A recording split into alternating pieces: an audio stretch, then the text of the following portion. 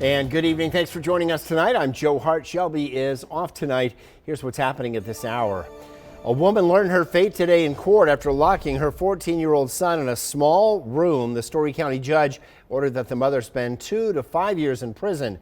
For this, Kim Burrows was the only reporter in the courtroom to hear from the mother and her child. I'm not scared with anymore, and I would like to contact if she's looking to change. Words from a now 15-year-old boy after he was locked in a 5x14 room for a year and a half.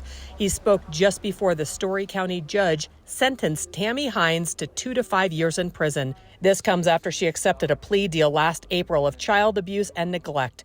Deputies took Hines into custody immediately after she was sentenced. The judge said this case is appalling on so many levels, and she said that Tammy Hines will have more freedom in prison than her son ever had. Tammy and her mother, Nancy Hines, were arrested in May of 2024, charged with child abuse and neglect, as well as false imprisonment.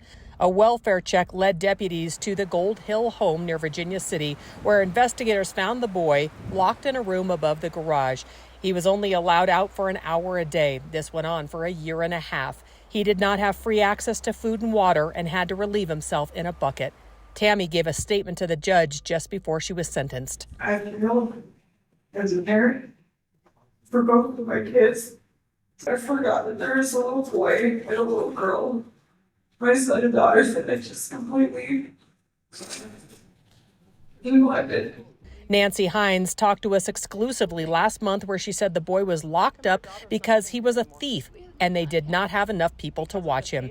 Nancy is expected in court for a hearing in August. In Virginia City, Kim Burrows reporting. Well, the boy and his sister, who was also living at the home at the time, are both now in the state's custody.